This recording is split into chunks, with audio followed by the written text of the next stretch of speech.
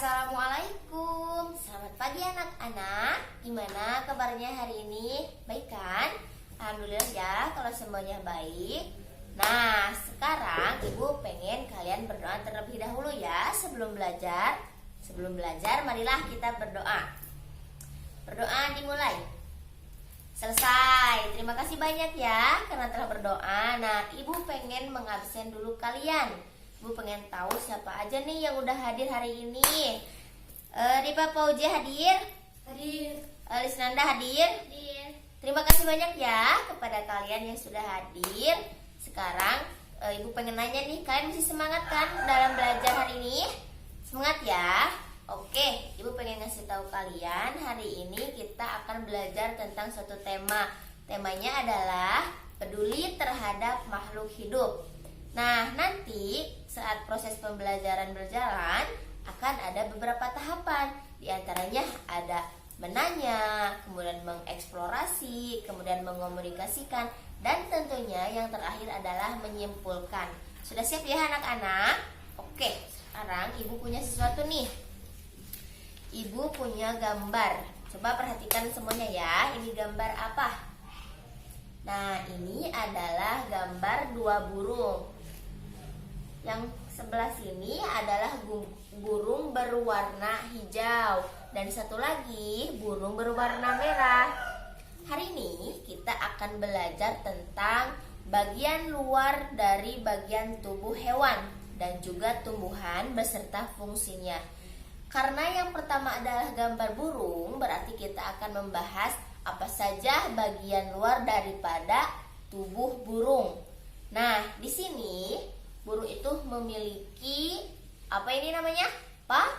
Paruh. Coba ada yang tahu nggak fungsi paruh itu apa? Paruh berfungsi untuk mengambil makanan.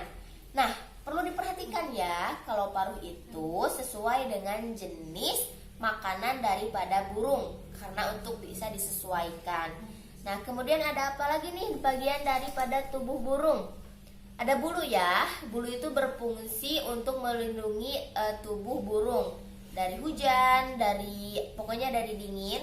Kemudian ada cakar. Bisa diperhatikan? Nah, cakar ini berfungsi agar mereka itu bisa bertengger di ranting seperti di gambar ya. Kalau burung elang, mereka itu bisa digunakan untuk mengambil mangsanya. Oke, kemudian ada apa lagi nih? Ada sayap ya. Sayap itu berfungsi agar bisa membantu burung untuk terbang. Kemudian ekor juga berfungsi agar mereka bisa terbang lebih leluasa lagi. Seperti itu ya bagian luar daripada tubuh burung. Nah, untuk gambar selanjutnya Ibu punya sesuatu nih. Coba diperhatikan ya. Ini gambar apa anak-anak? Iya betul, ini adalah gambar laba-laba. Laba-laba itu adalah sejenis hewan dengan dua segmen tubuh. Mereka itu memiliki 4 pasang kaki. Mari kita hitung. 1, 2, 3, 4. 4 pasang ya, 4 pasang kaki. Nah, mereka itu tidak bersayap. Tidak bersayap, kemudian tidak memiliki mulut pengunyah. Itu ya bagian luar tubuh daripada laba-laba. Sekarang kita maju pada gambar berikutnya. Coba ini gambar apa? Ini adalah gambar serangga. Serangga itu memiliki 3 bagian tubuh.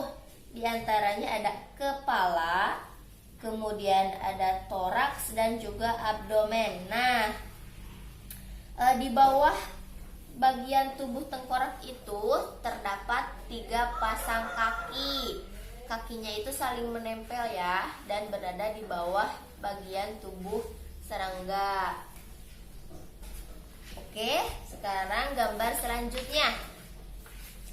Karena tadi Ibu bilang akan belajar tentang bagian tubuh hewan dan tumbuhan. Sekarang yang terakhir adalah tumbuhan.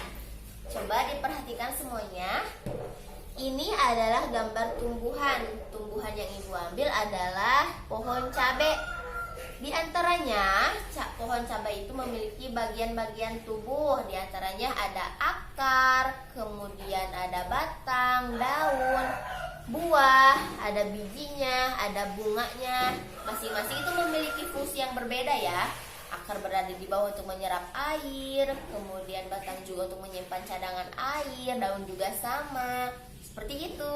Oke, bisa dipahami? Oke, sekarang untuk bagian luar tubuh hewan dan tumbuhan beserta fungsinya sudah selesai ya. Kita masuk pada pembelajaran yang lain. Kita akan belajar tentang hak dan kewajiban. Coba ada yang tahu nggak apa bedanya hak dan kewajiban? Nah, hak dan kewajiban itu hal yang sangat penting ya. Tapi Ibu pengen jelasin dulu pengertiannya. Sebelumnya kita itu harus berangkat dulu dari pengertian kewajiban baru pada hak. Kenapa demikian? Karena kita harus mengutamakan dulu kewajiban kita, kemudian baru kita bisa menuntut apa yang menjadi hak kita. Nah, kewajiban adalah sesuatu yang harus kita lakukan, sedangkan hak adalah sesuatu yang harus kita miliki. Jadi keduanya itu memang saling berkaitan ya. Misalnya di sini kewajiban seorang siswa di sekolah. Seorang siswa itu memiliki kewajiban untuk patuh terhadap guru, kemudian wajib menjaga fasilitas sekolah. Kenapa fasilitas sekolah harus dijaga? Karena kalau fasilitas tidak dijaga nanti akan rusak dan itu akan mengganggu aktivitas kita saat belajar. Nah, selain menjaga fasilitas sekolah, diantaranya ada saling menghargai dan menghormati. Menghargai itu menghargai kepada sesama teman, kemudian menghormati kepada guru. Nah, kalau di rumah kita itu bisa menghargai saudari kita ataupun teman yang ada di lingkungan sekolah, di lingkungan rumah. Kemudian menghormati adalah menghormati orang tua kita. Nah, kewajiban yang lain di sekolah adalah belajar serta mengerjakan tugas dan mengumpulkan tugas tepat waktu. Ingat, belajar di sekolah itu merupakan kewajiban kita. Kalau guru menyuruh kita untuk belajar, maka kita harus belajar. Seperti itu ya. Dan yang paling penting, mematuhi peraturan dan tata tertib sekolah. Harus diingat bahwa peraturan itu harus ditaati, bukan untuk dilanggar. Jadi itu adalah salah satu kewajiban kita di sekolah. Nah, setelah kita melakukan kewajiban kita di sekolah, kita itu memiliki hak.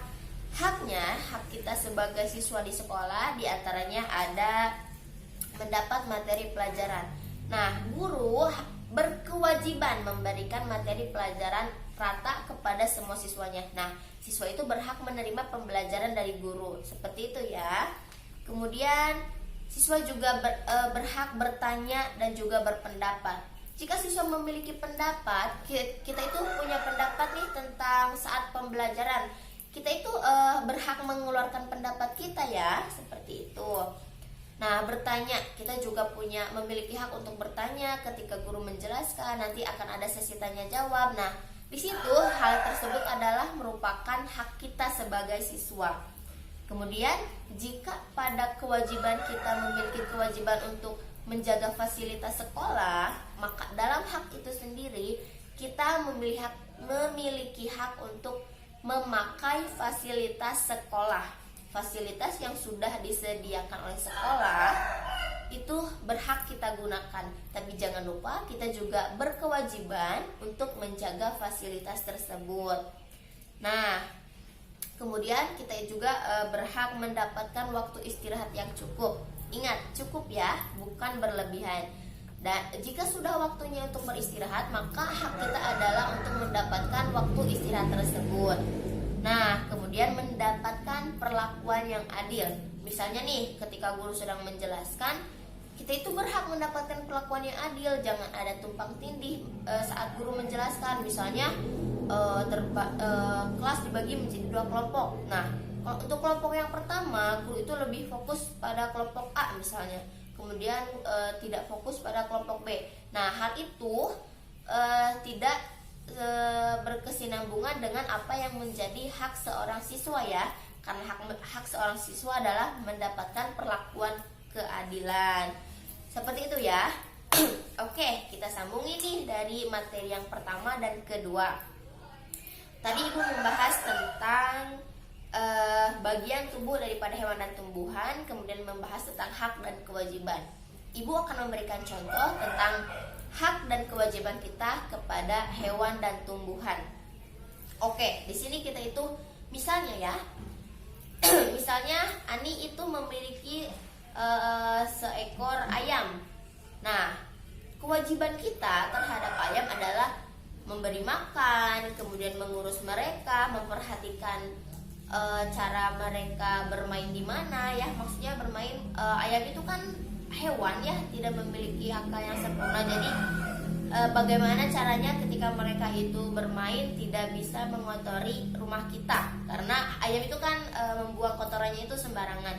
Nah, kewajiban kita itu harus memberikan mereka makan, memperhatikan mereka, seperti itu. Nah, kita sebagai manusia memiliki hak terhadap hewan. Jika contoh tadi adalah ayam, maka hak kita sebagai manusia adalah bisa memanfaatkan apa yang bisa diberikan oleh hewan tersebut. Misalnya, ayam bisa kita manfaatkan untuk menjadi makanan kita, dimanfaatkan dagingnya, kemudian dimanfaatkan, pokoknya bagian dari ayam itu kan semuanya hampir bermanfaat. Nah, hal itu adalah merupakan hak kita sebagai manusia terhadap hewan tersebut. Bukan cuma ayam, misalnya kerbau. Misalnya kita itu memelihara kerbau. Kewajiban kita terhadap kerbau adalah sama ya, kita memperhatikannya, kemudian kita memberinya makan. Nah, apa yang menjadi hak kita? Kita bisa memanfaatkan tenaganya. Kerbau itu kan bisa digunakan untuk membajak sawah. Nah, kita itu memiliki hak untuk bisa menggunakan tenaga mereka, kemudian memanfaatkan dagingnya sebagai makanan, seperti itu ya. Oke, kalau misal dari tumbuhan, coba Joko jelasin apa sih yang menjadi hak dan kewajiban kita terhadap tumbuhan. Iya betul Joko, seperti itu ya. Jadi misalnya kita itu punya tumbuhan di depan rumah, kita itu punya tumbuhan. Nah, kewajiban kita adalah kita itu boleh menyirami tumbuhan tersebut agar bisa tumbuh subur, sehat juga. Nah, haknya misal tumbuhan tersebut adalah tumbuhan sayuran, kita bisa memanfaatkan tumbuhan tersebut dengan memanfaatkannya menjadi lalapan ataupun menjadi sayuran untuk dimakan, seperti itu ya. Nah, jadi seperti itu hubungan antara hak dan kewajiban, juga bagaimana sikap kita terhadap hewan dan juga tumbuhan. Oke, semuanya bisa dipahami ya. Coba ada yang ingin ditanyakan? Jika ada yang belum dipahami boleh ditanyakan ya anak-anak. Silakan bertanya. Oke, jika tidak ada yang bertanya, semuanya sudah paham. Mungkin itu apa yang dapat Ibu sampaikan. Terima kasih banyak karena telah memperhatikan dari awal sampai akhir. Semoga apa yang Ibu sampaikan bisa kalian pahami ya. Terima kasih banyak karena hari ini juga sudah hadir. Absennya nggak ada yang alpa. Oke, mungkin itu apa yang dapat Ibu sampaikan. Terima kasih banyak. Wabillahi taufiq wal hidayah. Wassalamualaikum warahmatullahi wabarakatuh.